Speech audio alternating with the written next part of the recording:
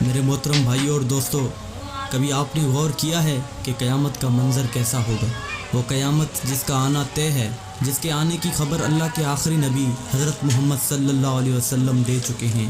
کیا آپ نے کبھی غور کیا ہے کہ وہ دن کیسا ہوگا؟ قیامت کی شام کیسی ہوگی؟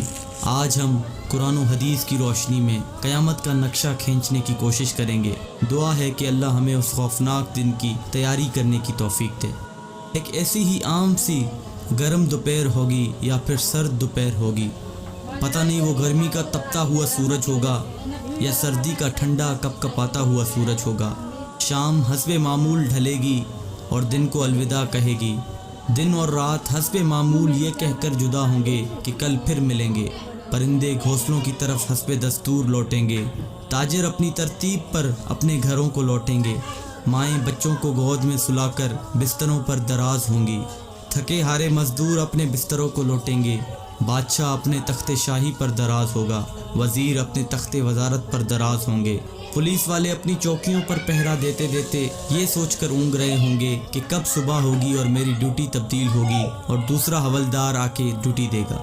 رات کو کسی گھر میں مہندی لگ رہی ہوگی کہ صبح بارات آنی ہے، اور کسی گھر میں بارات آ چکی ہوگی اور اگلی صبح ولیمہ ہوگا۔ کہیں پہ رات کو دکان مکمل ہوئی ہوگی اور صبح کو دکان کا افتتاح ہونا ہوگا۔ کسی کا رات کو گھر مکمل ہوا ہوگا اور صبح نئے گھر میں منتقل ہونا ہوگا۔ یہ ساری حسب معمول کی وہ باتیں ہیں جو آج کے دن بھی کسی نہ کسی جگہ ہو رہی ہوں گی، اور قیامت سے پہلے کی شام بھی بالکل عام سی شام ہوگی۔ ایسی ہی ایک شام آئے گی، ہولے ہولے اور دھیرے دھیرے آئے گی اور پھر سارے عالم پہ چھا جائے گی۔ پھر سورج اسی طرح حسب دستور اپنے چہرے سے نقاب ہٹائے گا اور عالم سے اندھیرے کو جدا کر دے گا۔ کوے آنکھیں کھولیں گے، مرغے اذان دیں گے، بلبل کا نغمہ ہوگا، کوئل کی کوکو ہوگی، چڑیوں کی چہچہاہٹ ہوگی، جھرنے اسی طرح اپنے پانی کے ساتھ بہہ رہے ہوں گے، دریاؤں میں طغیانی حسب دستور ہوگی، سمندر میں موجوں کی اٹکیلیاں حسب دستور ہوں گی، سبزی لینے والے صبح صبح سبزی منڈی کو جا رہے ہوں گے اور کام کاج والے گاڑیوں کے اڈے کی طرف جا رہے ہوں گے، ڈرائیور اپنی گاڑیاں ٹھیک کر رہے ہوں گے، مائیں بچوں کو اسکول کے لیے تیار کر رہی ہوں گی، کوئی مکھن کا پیڑا نکال رہی ہوگی تو کوئی ڈبل روٹی پہ مکھن لگا رہی ہوگی، اور کوئی پراٹھا توے پہ ڈالنے جا رہی ہوگی۔ حالی نے ہل کھیت میں ڈال دیا ہے، دکاندار نے دکان کھول لی ہے، گاہک نے آ کے قدم رکھا تو دکاندار نے مرحبا کہا۔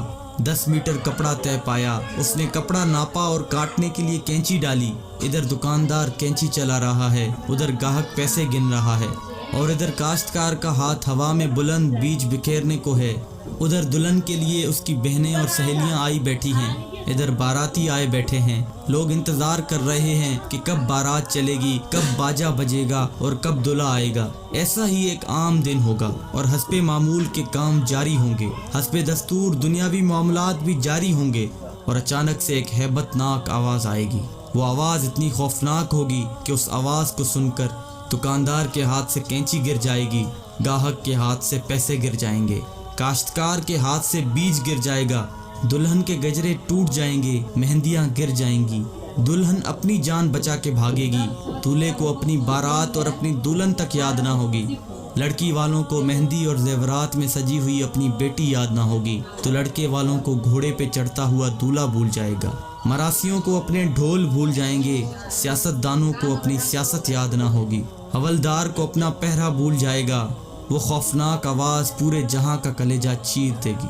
انسان کا کلیجہ تو ہے ہی چھوٹا سا، قرآن کے مطابق وہ آواز اتنی ہیبت ناک ہوگی کہ اس آواز کو سن کر زمین و آسمان کے کلیجے پھٹ جائیں گے، پہاڑوں کے بہتے ہوئے چشمے خشک ہو جائیں گے، ماؤں کے ہاتھوں سے وہ نوالے گر جائیں گے جو وہ اپنے بچوں کو کھلا رہی ہوں گی۔ وہ ماں جو چند لمحے پہلے اپنے بچے کو اپنی چھاتی سے دودھ پلا رہی تھی اور میرا چاند کہہ کر اپنے بچے کا ماتھا اور گال چوم رہی تھی، وہی ماں اپنے بچے کو ایک ٹوکری کی طرح ہوا میں اچھال دے گی کہ یہ مرتا ہے تو مرے، میری جان بچ جائے۔ لیکن آج بچے تو کون بچے اللہ کے سوا؟ آج ہر شخص پر اتنا خوف طاری ہے کہ اسے بچوں کی پکار نہیں سنائی دے رہی۔ آج دھرتی پر مسلمان کوئی نہیں ہوگا۔ یہ اللہ کا شکر ہے کہ قیامت صرف کافروں کے لیے ہے، مسلمان کوئی نہیں ہوگا۔ اس دن انسان اپنے ہاتھوں سے بنے ہوئے گھروں کو گرتا دیکھے گا، سنگ مرمر کی اینٹوں کو ادھڑتا دیکھے گا، اپنے تخت کے پرزے پرزے ہوتا دیکھے گا، اپنے اسلحے کو بکھرتا دیکھے گا، اپنی طاقت کو ٹوٹتا دیکھے گا، اپنے جسم کو ساتھ چھوڑتا دیکھے گا۔ سورج یہ آئے گا تو بھاگ نہ سکے گا، آج بھاگ سکتے ہو تو بھاگ کے دکھاؤ، آج چھپ سکتے ہو تو چھپ کے دکھاؤ، آج نہیں بھاگ سکتے، آج موت کا دن ہے، آج کائنات کی ہر چیز کی موت ہے، آج موت نے سب کو چکی میں ڈال کر پیس کے رکھ دیا، آج ساتوں آسمانوں کی موت ہے، آج فرشتے بھی موت کا ذائقہ چکھ رہے ہیں۔ پھر اللہ تعالیٰ کی آواز آئے گی، جبرائیل سے کہو مر جائے، میکائیل سے کہو مر جائے۔ یہ سن کر اللہ کا عرش کانپ جائے گا اور کہے گا یا اللہ کیا جبرائیل بھی مر جائے، کیا میکائیل بھی مر جائے، یا اللہ ان کو تو بچائیں، ان کو تو بخش دیں۔ اللہ تعالیٰ فرمائیں گے خاموش، آج میرے عرش کے نیچے کوئی نہیں بچ سکتا۔ یہ دیکھو کوئی آنکھ ہے تو دیکھے اللہ کی بے نیازی کو، آج جبریل بھی تڑپ کر مر گیا، آج میکائیل بھی چکرا کر گر گیا، آؤ چشم تصور میں اسرافیل کو بھی گرتے دیکھ لو، آج عرش کے فرشتوں کو بھی گرتے دیکھو۔ اب ایک عجیب منظر ہے، ایک ہیبت ہے، ایک سناٹا ہے، ایک خوف ہے، ایک جلال ہے۔ اوپر اللہ ہے اور نیچے اسرائیل کی ٹانگیں بکری کے بچے کی طرح کانپ رہی ہیں، اور اللہ شان بے نیازی سے کہہ رہا ہے کون باقی؟ اسرائیل کہے گا یا اللہ اوپر تو باقی، نیچے تیرا عبد اسرائیل باقی۔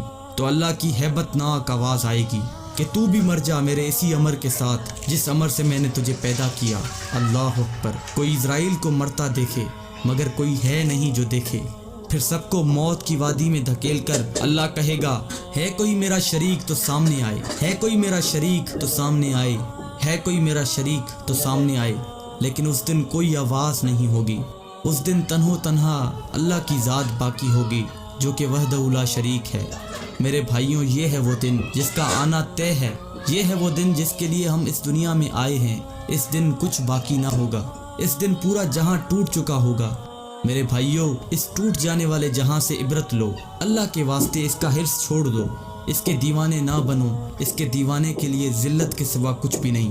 سائے کے پیچھے بھاگنے والے کے لیے دیوار سے ٹکرانے کے علاوہ کچھ نہیں ہوتا، ریت پہ پانی تلاش کرنے والے کے لیے سوائے پیاس کے اور کچھ نہیں ہوتا، اس کی عزت سے دھوکہ کھانے والے کے لیے سوائے ذلت کے کچھ نہیں ہے، اس کی جوانی پر اترانے والے کے لیے بڑھاپے کی خوفناک آہیں ہیں، سسکیاں ہیں۔ اس دن کا انتظار کرو جب بڑھاپا اس کی جوانی کو کھا جائے گا، اس دن کا انتظار کرو جب اس کی اولاد بھی کہے گی کہ اماں مرتی ہی نہیں ہے، ابا مرتا ہی نہیں۔ دعا کرو اللہ والد صاحب کے لیے آسانی پیدا کر دے، یعنی دوسرے لفظوں میں موت دے دے۔ جگہ جی لگانے کی دنیا نہیں ہے، یہ عبرت کی جہاں ہے، تماشا نہیں ہے، جہاں میں ہیں عبرت کے ہر سو نمونے، مگر تجھ کو اندھا کیا رنگ و بونے۔ ملے خاک میں اہل شاں کیسے کیسے، مکی ہو گئے لامکاں کیسے کیسے، ہوئے نامور بے نشاں کیسے کیسے، زمین کھا گئی نوجواں کیسے کیسے۔